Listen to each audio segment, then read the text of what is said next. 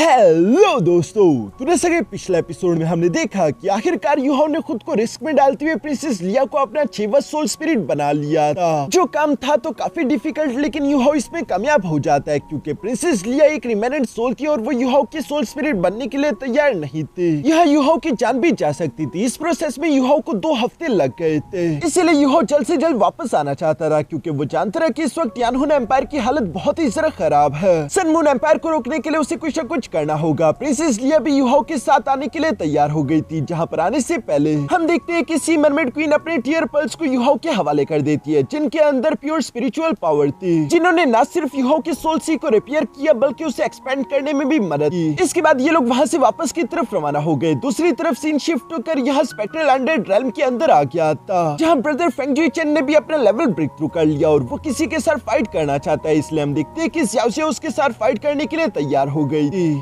अब आगे तो नेक्स्ट एपिसोड की शुरुआत यहाँ पर बिल्कुल उसी सीन से शुरू होती है, जहाँ पर ज़्याओ ने अपने second martial soul 9 phoenix worshipping flute को बाहर निकाल लिया था, जबकि दूसरी तरफ ब्रदर फेंगजुई चेन अपने जजमेंट सोर्ड के साथ फरस से जंप करते हुए ज़्याओ पर हमला कर देता है, जिस अटैक को डॉज करते हुए ज़्याओ ने फरस से अपने फोर्थ सोल स्किल स्लगिश को एक्टिवेट कर दिया था ताकि वो फेंगजुई चेन की रफ्तार को स्लो कर सके। लेकिन दूसरी तरफ हम देखते हैं कि फेंगजुई चेन तो अपने कई सारे मल्टीपल स्लैश अटैक्स का इस्तेमाल करते हुए उस टेक्निक को पेनिट्रेट कर देता है, जिस वजह से ज़्याओ को फरस से अपने 2 कैलिड्रॉन्स बाहर की तरफ निकालने पड़े ताकि वो यहाँ पर उन स्लैश अटैक्स को ब्लॉक करते हुए साथ ही साथ फेंगजुई चेन पर हमले कर सके। फेंगजुई चेन भी अपनी सोर्ड का इस्तेमाल करते हुए उन दोनों कैलिड्रॉन्स के अटैक्स को ब्लॉक कर रहा था। तभी अचानक हम देखते हैं कि फाइट के बीच में फेंगजुई चेन ने अपनी तलवार को गोल गोल घुमाते हुए ज़्याओ पर हमला कर दिया, लेकिन ज़्याओ अपनी फ्लूट का इस्तेमाल करते हुए उस अटैक को डॉज करके साइड पर रिफ्लेक्ट कर चुकी। ब्रदर कीटाओ को तो यहाँ पर ज़्याओ की फिक्र हो रही थी क्योंकि हम देखते हैं कि फेंगजुई चेन बहुत ही ज्यादा तेज है। वो फौरन से मूव करते हुए अपनी तलवार को एक बार फिर से उठाकर ज़्याओ के पीछे आ गया था, जहाँ उसकी रफ्तार काफी ज्यादा तेज थी और हम देखते हैं कि वो अपने जजमेंट सोर्ड के सोर्ड इंटेंट का इस्तेमाल करते हुए एक डिवाइन सोर्ड क्रिएट करके ज़्याओ पर हमला करने वाला था। पर तभी अचानक दूसरी तरफ ज़्याओ भी अपने 3 लाइफ सोल सीलिंग कैलिड्रॉन्स को कंबाइन करते हुए एक बड़े से जायंट कैलिड्रॉन में कन्वर्ट कर देती है, जो कि सीधे जाते हुए सोर्ड इंटेंट से टकराकर उसे खत्म कर चुका। ये देखकर तो सब लोग ही शॉक हो गए थे और अब उन लोगों को अंदाजा हो चुका था कि ज़्याओ कितनी ज्यादा ताकतवर है, इसलिए वो सब लोग ज़्याओ के नाम के नारे लगाना शुरू हो गए। ज़्याओ जो कि वैसे इन सब में सबसे ज्यादा कमजोर लगती थी, लेकिन आज वो यहाँ पर सबको सरप्राइज कर रही है। हम देखते हैं कि उसने फरस से हवा में जंप करके अपने 9 फीनिक्स वर्शिपिंग फ्लूट की सेकंड सोल स्किल को एक्टिवेट करना शुरू कर दिया था, जिसे इंसर्कलिंग हुप कहते हैं। इस टेक्निक में हम देखते हैं कि कुछ सर्कल्स यहाँ फेंगजुई चेन को जकड़ लेते हैं, जिन पर फेंगजुई चेन अपनी स्ट्रेंथ का इस्तेमाल करते हुए उन्हें शैटर करके फरस से अपनी तलवार को लेकर ज़्याओ की तरफ बढ़ने लगा। रास्ते में आने वाली एनर्जी रोप्स को वो अपनी तलवार का इस्तेमाल करते हुए काट रहा था, जबकि दूसरी तरफ ये फाइट देखते हुए यहाँ ज़ू सेंशी कह रहा था कि ज़्याओ तुम बिल्कुल सही कर रही हो, मैं समझ चुका हूँ कि तुम ब्रदर फेंगजुई चेन के बैटल मोमेंटम को तोड़ने की कोशिश कर रही हो, क्योंकि ब्रदर फेंगजुई चेन लड़ने से पहले ही अपने मोमेंटम को सेट कर लेता है। ब्रदर फेंगजुई चेन किसी भी लड़ाई को बहुत जल्दी खत्म करके जीत हासिल कर लेता है, लेकिन अगर ऐसा ना हो तो धीरे धीरे करके वो कमजोर होता जाएगा और आखिर में वो पूरी तरीके से एग्जॉस्ट हो जाएगा। ज़्याओ इस वक्त यही काम कर रही थी। ब्रदर फेंगजुई चेन भी इस बात को समझता था, इसलिए वो ज़्याओ के करीब आने की कोशिश करता है, जहाँ उसके रास्ते में एक बार फिर से ज़्याओ ने अपने कैलिड्रॉन्स समन कर लिए। जिन 3 लाइफ सीलिंग कैलिड्रॉन्स को अपने सामने देखकर ब्रदर फेंगजुई चेन मजबूरन फरस से अपनी true martial body technique activate कर लेता है और ट्रू मार्शल बॉडी फॉर्म में आने के बाद हम देखते हैं कि वो तेजी से मूव करते हुए उन सारे कैलिड्रॉन्स को डॉज करके फरस से ज़्याओ के सामने पहुंच चुका था, जहां पर इससे पहले कि वो अपनी तलवार का इस्तेमाल करते हुए ज़्याओ की गर्दन पर हमला कर पाता। तभी अचानक ज़्याओ उससे कहती है कि अपने पीछे तो देखो, क्योंकि वहां पर ज़्याओ की एनर्जी रोप्स पहुंच चुके थे और वो ब्रदर फेंगजुई चेन को जकड़ने लगे थे, इसलिए ब्रदर फेंगजुई चेन को फरस से पीछे की तरफ मुड़कर उन रोप्स को काटना पड़ा, जिस वजह से ज़्याओ को एक और मौका मिल चुका था और वो अपने 9 फीनिक्स वर्शिपिंग फ्लूट के 3rd martial soul skill phoenix seal को एक्टिवेट कर लेती है। जिस टेक्निक में हम देखते हैं कि एक बहुत बड़ा जायंट फीनिक्स तेजी से ब्रदर फेंगजुई चेन की तरफ आ रहा था, लेकिन फेंगजुई चेन की स्ट्रेंथ बहुत ही ज्यादा है। वो अपनी तलवार को उसकी बॉडी के अंदर घुसाते हुए फरस से उसे बीच में से छीड़ देता है, जिस वजह से वो फीनिक्स एनर्जी में कन्वर्ट हो गया और यही तो असल में ज़्याओ की टेक्निक है। तभी अचानक हम देखते हैं कि उसकी बॉडी के अंदर से एक बहुत ही खतरनाक प्रेशर ब्रदर फेंगजुई चेन पर लगना शुरू हो जाता है, जिसकी वजह से ब्रदर फेंगजुई चेन की रफ्तार स्लो हो चुकी थी, इवन कि वो अपनी जगह से मूव भी नहीं कर पा रहा है। ऐसा करने की वजह से उसकी सोल पावर बहुत ही तेजी से कम हो रही है। कीटाओ को भी ज़्याओ पर यहाँ बहुत ज्यादा प्राउड महसूस हो रहा था। दूसरी तरफ हम देखते हैं कि ज़्याओ ने 3 और फिनिक्स यहाँ ब्रदर फेंगजुई चेन की तरफ चल दिए थे, जो कि इससे पहले कि ब्रदर फेंगजुई चेन पर हमला कर पाते। तभी अचानक ब्रदर फेंगजुई चेन ने अपनी डबल स्पिरिट सोर्ड का इस्तेमाल करते हुए aurora judgement slash technique create करके फरस से उन पर हमला कर दिया।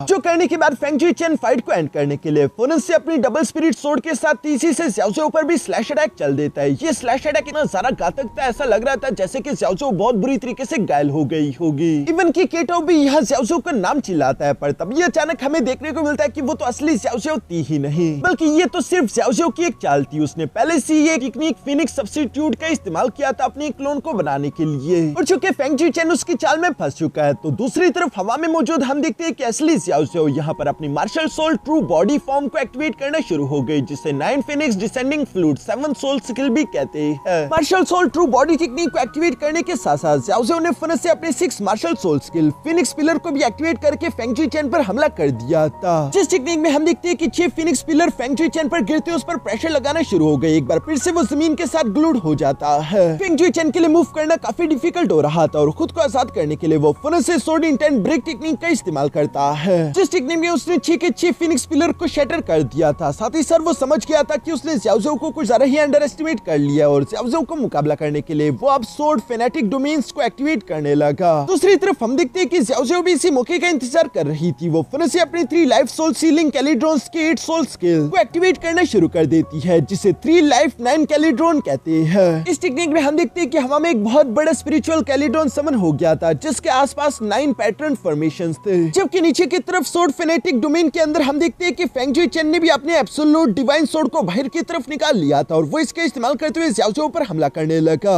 एक तरफ 3 लाइफ 9 कैलिड्रॉन और दूसरी तरफ एब्सोल्यूट डिवाइन सोर्ड, ये दोनों अटैक सीरीज जाकर एक दूसरे से टकरा गए। दोनों के टकराव का प्रेशर चारों तरफ फैलने लगा, लेकिन चूंकि ब्रदर फेंग जुई चेन पहले ही अपनी बहुत सारी एनर्जी एग्जॉस्ट कर चुका था, तो इसलिए हम देखते हैं कि उसकी एब्सोल्यूट डिवाइन सोर्ड ज्यादा देर इस टेक्निक के सामने ठीक नहीं पाती और आखिरकार हम देखते हैं कि यहाँ पर एक बड़े से ब्लास्ट के साथ ब्रदर फेंग जुई चेन हारा गया। सब लोग ये नजारा देखकर काफी जरा हैरान थे। ब्रदर फेंग जुई चेन अपनी डुअल स्पिरिट सोर्ड को वापस रखते हुए कहता है कि ठीक है, मैं हार मानता हूँ, तुम वाकई में कमाल की हो, मैंने एक्सपेक्ट नहीं किया था। जिस पर ज़्याओ उसका शुक्रिया अदा करती है। तभी अचानक कीटो भी यहाँ पर फौरन से ज़्याओ के पास आते हुए कहता है कि मुझे भी अंदाजा नहीं था कि तुम इतनी ज्यादा ताकतवर हो चुकी हो। अब तो मुझे डर है कि अगर तुम मुझसे फाइट करो तो शायद मैं भी तुमसे हार सकता हूँ। जिस पर ज़्याओ मुस्कुराते हुए कहती है कि लगता है कि तुम डर गए, अगर डर ही गए हो तो दोबारा कभी भी मुझे बुली करने की कोशिश मत करना। अगर तुमने मुझे बुली किया फिर तुम जानते हो ना कि मैं क्या करूंगी। जिस पर ब्रदर कीटो भी कहता है कि भला मैं तुम्हें बुली करने की हिम्मत कैसे कर सकता हूँ, जो सुनकर तो सब लोग ही हंसने लगे। तभी अचानक साइड से यूहो और मिस टांग वुटोंग भी यहाँ पर पहुंच जाते हैं, जहाँ पर आते हुए यूहो कह रहा था लगता है कि मैंने और टांग वुटोंग ने एक अच्छा शो मिस कर दिया। यूहो और मिस टांग वुटोंग को वापस आता हुआ देखकर तो उसके दोस्त काफी जरा खुश हो गए थे। इसके बाद हम देखते हैं कि मीटिंग हॉल में यहाँ पर यूहो इन लोगों को सब कुछ बता देता है, जिस पर ब्रदर ज़ू सेंशी कहता है कि मैंने एक्सपेक्ट नहीं किया था कि सिर्फ 2 हफ्तों में तुम लोग इतना कुछ फेस कर लोगे, पर चलो अच्छा है कि तुम लोग सही सलामत वापस आ गए। अब यूहो बताओ कि आखिर हमारा अगला मिशन क्या होगा। मिस्टर बीबी भी यूहो से कहता है कि हाँ यूहो, तुम ऑर्डर्स दो, हम बिल्कुल वैसे ही करेंगे। ये सुनकर यूहो जवाब देते हुए कहता है कि आईसीसी में मैंने जो 12 दिन गवा दिए वो हमारे लिए नुकसान भी है और फायदे की भी है। नुकसान ऐसे कि हमारा टाइम जाया हो गया, लेकिन फायदा ऐसे कि अब ज़ू टियानन को लगेगा कि हम जो इस नॉर्थर्न रीजन से साउथर्न एरिया की तरफ बढ़े हैं और इतनी दूर जाने के लिए यकीनन हमें 12 दिन लगे होंगे। उसे लगेगा कि हमारी आर्मी नॉर्मल तरीके से मूव कर रही है, इसलिए हमें इतना समय लगा। उसे कभी भी अंदाजा नहीं हो पाएगा कि हम लोग अनडेड रेल्म की मदद से मूव कर रहे हैं। यही बोलने के साथ यूहो हम देखते हैं कि अपने सोल्जर्स को लेकर नॉर्थर्न रीजन से साउथर्न रीजन में आ जाता है और उसने अलग अलग सिटीज पर हमले बुलवाना शुरू कर दिए थे। क्योंकि सन मून एम्पायर के सारे सोल्जर जंग के लिए फ्रंट लाइन पे थे, तो इसी वजह से साउथर्न रीजन में ज्यादा पैरा नहीं था। यूहो अपने साथियों के साथ मिलकर बहुत ही आसानी के साथ सन मून एम्पायर की 13 सिटीज को डिस्ट्रॉय कर देता है, जिन्हें डिस्ट्रॉय करने के बाद यूहो ने वहाँ पर मौजूद सारा के सारा पैसा, सोल गाइडेंस टूल्स और रेयर मेटल्स चुरा लिए थे। यहाँ पर यूहो ने अपने साथियों के साथ मिलकर टोटल 13 सिटीज तबाह किए थे, जिनमें से सी जॉय सिटी और हेवनली सी सिटी भी एक थी। इन 2 सिटीज से सन मून एम्पायर का बहुत सारा पैसा बनता है और इसी वजह से ये सन मून एम्पायर की इकोनॉमी के लिए बहुत ही इंपॉर्टेंट सिटीज थी। क्योंकि यूहो ने अपने साथियों के साथ इन सिटीज को तबाह करके पूरी तरीके से लूट लिया था, तो इसी वजह से सन मून एम्पायर की इकोनॉमी को एक बड़ा धचका लगा।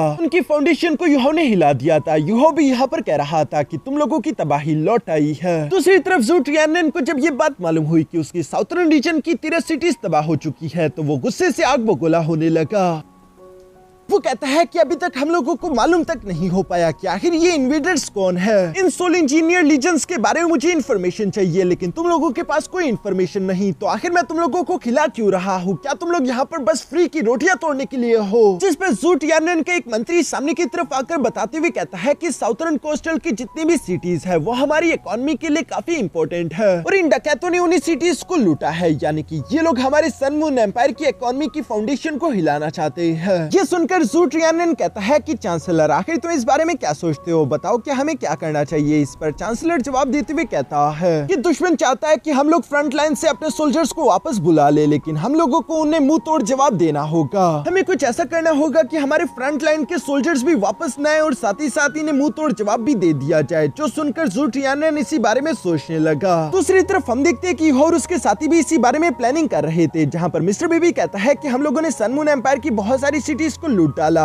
हमारी स्पेक्ट्रल अंडर रेल्म में तो सोने के पहाड़ खड़े हो चुके हैं, लेकिन अभी भी ये काफी नहीं, हमें सन मून एम्पायर में खौफ चाहिए, हमें और ज्यादा तहलका मचाना होगा। जो सुनकर यूहो जवाब देते हुए कहता है कि अगर हम चाहते हैं कि ज़ू टियानन को असली खौफ का एहसास हो तो हमें कुछ ऐसा करना चाहिए जिससे उससे ये डर लगा रहे कि हम जब चाहे उसकी जान ले सकते हैं। इवन हम तब तक हमले करते रहेंगे जब तक उसकी रातों की नींद हराम ना हो जाए। यूहो के सारे दोस्त भी इस बात से एग्री करते थे। इसके बाद सीन शिफ्ट होकर वापस से इंपीरियल कोर्ट में आ गया, जहाँ पर हम देखते हैं कि चांसलर की बातों से मास्टर यी यूलिन एग्री नहीं करता था, क्योंकि वो कहता है कि हमारे बॉर्डर्स टाइट सिक्योरिटी में लगे हुए हैं और हवा में कई सारे soul detection soul guidance tools फैले हुए हैं। ऐसा हो ही नहीं सकता कि सोल इंजीनियर्स की एक बहुत बड़ी आर्मी सन मून एम्पायर में घुस आई हो। और चलो घुसना तो ठीक, लेकिन आखिर वो नॉर्थ रीजन से साउथ रीजन तक ट्रेवल करते हुए बीच में डिटेक्ट कैसे नहीं हुए? इतनी बड़ी आर्मी इतनी आसानी के साथ मूव नहीं कर सकती। यानी कि उसके कहने का मतलब था कि शायद ये दो अलग अलग ग्रुप हो सकते हैं, लेकिन दूसरी तरफ काउंसलर इस बात से एग्री नहीं करता था। उसे लगता था कि ये एक ही ग्रुप है जिसने पहले नॉर्थर्न रीजन में हमले किए और इसके बाद साउथर्न रीजन में आ गया। और साथ ही साथ काउंसलर को लगता था कि वो दुश्मन जो भी है वो लोग शिप्स का इस्तेमाल करते हुए नॉर्थर्न रीजन से साउथर्न रीजन गए होंगे समंदर के रास्ते। जिस पर मास्टर यी यूलिन कहता है कि तुम उन्हें कुछ ज्यादा ही ओवर एस्टिमेट कर रहे हो। क्या तुम जानते नहीं कि नॉर्थर्न रीजन से साउथर्न रीजन समंदर के रास्ते जाने से बीच में आईसीसी आता है, जहाँ का पहले तो वेदर बहुत ही जरा हार्श है, वहाँ से कोई भी मूव करते हुए इतनी आसानी के साथ नहीं जा सकता। और इसके अलावा वहाँ पर बहुत सारे खतरनाक सी सोल बीस्ट भी तो है। जिस पर काउंसलर कहता है कि मेरी एक थ्योरी है, मुझे लगता है कि दुश्मन बहुत ज्यादा चालाक है। वो लोग स्टार लुआ एम्पायर की बंदरगाह से रवाना हुए होंगे शिप का इस्तेमाल करते हुए। ट्रेवल करते करते पहले उनके रास्ते में साउथर्न रीजन आया होगा, लेकिन वो लोग साउथर्न रीजन को क्रॉस करते करते सीधा नॉर्थर्न रीजन गए होंगे, जहाँ उन लोगों ने ईस्टर्न सन सिटी और ओक सिटी पर हमला किया। उसके बाद वो लोग उसी समंदर के रास्ते वापस आते आते साउथर्न रीजन आए होंगे, जहाँ की 13 कोस्टल सिटीज पर उन लोगों ने हमला किया। इस तरह उन लोगों को आईसीसी के खतरों से निपटना ही नहीं पड़ा होगा। बताओ कि आखिर तुम इस थ्योरी के बारे में क्या सोचते हो? ये थ्योरी सुनकर तो मास्टर यी यूलिन भी खामोश हो गए थे और वो कहते हैं कि हाँ ये पॉसिबल लगता है, क्योंकि इसके अलावा और कोई सही एक्सप्लेनेशन इन लोगों को दिखाई ही नहीं दे रही थी। ज़ू टियानन भी चांसलर की इस थ्योरी से एग्री हो गया था, इसलिए वो उससे सवाल करते हुए पूछता है कि तुम्हें क्या लगता है कि आखिर इन दुश्मनों का असली टारगेट क्या है? दूसरी तरफ सीन शिफ्ट होकर यूहो पर आ जाता है, जहाँ पर यूहो कह रहा था कि अगर हम लोग ज़ू टियानन को असल में डराना चाहते हैं और हम चाहते हैं कि वो असली खौफ महसूस करे, तो हम लोगों को उस सिटी पर हमला करना होगा जहाँ पर वो मौजूद है, यानी कि मिंगडू सिटी। जो सुनकर ब्रदर ज़ू सेंशी कहता है कि हाँ हम लोग लगातार कामयाब हो रहे हैं, अभी तक हम लोगों को कोई नुकसान नहीं उठाना पड़ा, लेकिन इससे हमें एरोगेंट नहीं होना चाहिए। मिंगडू सिटी पर हमला करना खुदकुशी के बराबर होगा। क्या तुम जानते नहीं कि मिंगडू सिटी कितनी ज्यादा खतरनाक है? ज़्याओ भी ब्रदर ज़ू सेंशी की बातों से एग्री करती थी और वो कहता है कि मिंगडू सिटी सोल गाइडेंस टूल से भरा हुआ है। मिंगडू सिटी के सोल टूल्स की पावर बहुत ही ज्यादा टेरिफाइंग है, जो कि डेथ गॉड सोल टूल्स के बराबर के होंगे। जो कि साथ ही वहाँ पर ज़ू टियानन यानी कि उनका एम्परर है, तो इसलिए वहाँ पर बहुत सारे सोल इंजीनियर्स भी होंगे और इतनी बड़ी आर्मी का हम लोग मुकाबला कैसे कर पाएंगे? यहाँ पर इसी के साथ सीन शिफ्ट होकर वापस ही इंपीरियल कोर्ट आ गया, जहाँ काउंसलर ज़ू टियानन के सवाल का जवाब देते हुए कहता है कि मुझे लगता है कि इन डकैतों का एक ही मकसद है, ये चाहते हैं कि लोगों के दिलों में खौफ बैठ जाए और हमें मजबूरन फ्रंट लाइन से अपनी आर्मीज को वापस बुलवाना पड़े। जिस पर वही मौजूद एक दूसरा एल्डर भी सामने की तरफ आते हुए कहता है कि हाँ यही सही लग रहा है, मुझे लगता है कि स्टार लुआ एम्पायर, टियानहुन एम्पायर और डोलिंग एम्पायर ने इन्हें यहाँ पर भेजा होगा, क्योंकि वो लोग हमारे सामने काफी कमजोर हो चुके हैं। मैदानी जंग में तो वो हमारा मुकाबला नहीं कर सकते, इसलिए वो लोग इस तरह की चालें चल रहे हैं ताकि हम अपनी आर्मीज को वापस बुलवा ले। जिस पर काउंसलर कहता है कि जो भी इन डकैतों का लीडर है वो बहुत ज्यादा समझदार है, इतनी समझदारी के साथ वो हमारे सन मून एम्पायर का खून चूस रहा है, हमें जल्दी से जल्दी इन्हें खत्म करना होगा,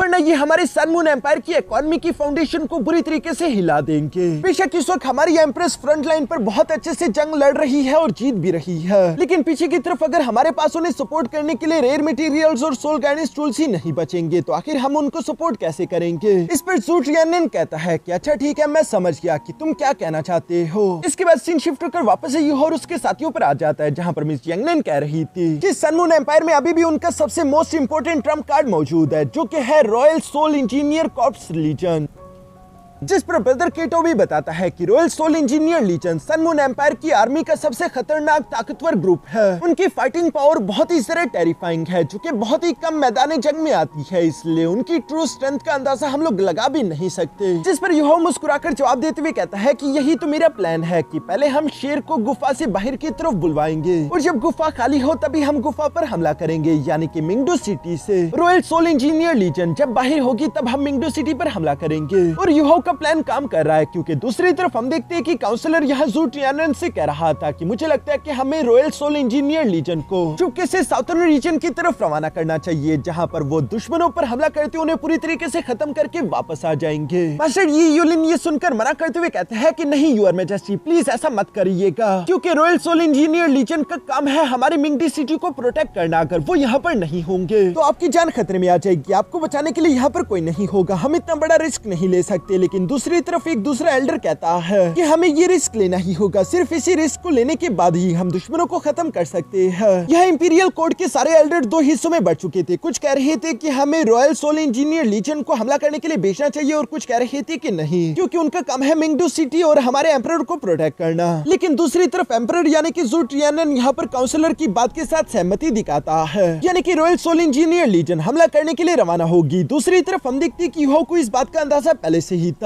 वो जानते रहे कि अब तक तो रॉयल सोल इंजीनियर लीजन हमला करने के लिए रवाना भी हो चुका होगा, इसलिए यूहो और उसके साथी भी मिंगडो सिटी पर हमला करने के लिए तैयार हो रहे थे। लेकिन ऐसा करने से पहले यूहो साउथर्न रीजन की एक और सिटी को टारगेट करना चाहता था, जो थी टियानहाई सिटी, जहां पर यूहो जानते रहे कि सन मून एम्पायर के बहुत सारे कीमती रेयर ट्रेजर्स पड़े हुए और यूहो उन्हें हासिल करना चाहता है। हम देखते हैं कि टियानहाई सिटी का मेयर तो पहले ही काफी ज्यादा डरा हुआ था। वो अपने सोल्जर्स को 2400 घंटे तैयार रखता है, इवन कि उसने लिंक डिफेंसिव टूल्स भी एक्टिवेट रखे हुए थे। वो पूरी तरीके से तैयार था, उसे डर था कि कहीं ये छुपा हुआ दुश्मन अचानक से हम पर हमला ना कर दे। इसी खौफ में रहते हुए अचानक उसे हवा में यहाँ पर यूहो की थर्ड आई देखने को मिलती है, जिससे उसे समझ तो आ गया था कि दुश्मन ऑलरेडी हमारे घर के दरवाजे तक पहुंच चुके हैं। लेकिन वो दुश्मन को देख नहीं पा रहा, क्योंकि यूहो ने अपने स्पेक्ट्रल अंडर रेल्म गेट्स जहाँ पर ओपन किए थे वहाँ पर साथ ही साथ स्पिरिचुअल इंटरफेरेंस डोमेन भी एक्टिवेट किया था, जिसकी वजह से वो पूरी की पूरी जगह दुश्मनों के लिए इनविजिबल थी। इवन की soul detection soul guidance tools भी यहाँ पर यूहो और उसके सोल्जर्स को डिटेक्ट नहीं कर पा रहे। चूंकि यूहो और उसके सोल्जर्स यहाँ पर पहुंच चुके थे, तो हम देखते हैं कि उन्होंने फौरन से टियानहाई सिटी पर हमला बोलना शुरू कर दिया, जिस सरप्राइज अटैक की वजह से ये लोग सिर्फ कुछ ही देर में पूरी की पूरी टियानहाई सिटी को हराकर उस पर कब्जा कर लेते हैं। यूहो यहाँ पर अपने साथियों को बता रहा था कि टियानहाई सिटी के पानी में बहुत सारे अंडर वाटर मिनरल डिपॉजिट्स है, जहाँ से एक कीमती रेयर मेटल निकलता है, उसे सनकिन सिल्वर कहते हैं। ये सनकिन सिल्वर एक बहुत ही ज्यादा कीमती मटेरियल्स है फिक्स सोल कैनन शेल्स बनाने के लिए, और इसी सनकिन सिल्वर मटेरियल को हासिल करने के लिए यूहो ने अपने साथियों को ऑर्डर दे दिया था कि यहाँ जितने भी स्टोर हाउसेस हैं उन्हें पूरी तरीके से खाली कर दो। जो सुनकर यूहो के साथियों बिल्कुल ऐसे ही करते हुए टियानहाई सिटी को लूटना शुरू कर देते हैं। दूसरी तरफ यूहो जानता था कि अब तक रॉयल सोल इंजीनियर लीजन को इस बारे में मालूम हो गया होगा कि हमने टियानहाई सिटी पर हमला किया और वो लोग इस तरफ आते ही होंगे, और मैं भी चाहता हूँ कि वो लोग यहाँ पर आए। अगर वो यहाँ पर नहीं आएंगे तो आखिर मैं मिंगडो सिटी पर सरप्राइज अटैक कैसे कर पाऊंगा। ये कहते हुए यूहो मुस्कुराने लगा। मिस टांग वुटंग भी मुस्कुराते हुए कहती है कि तुम तो जबरदस्ती उन्हें लड़ने के लिए बुला रहे हो।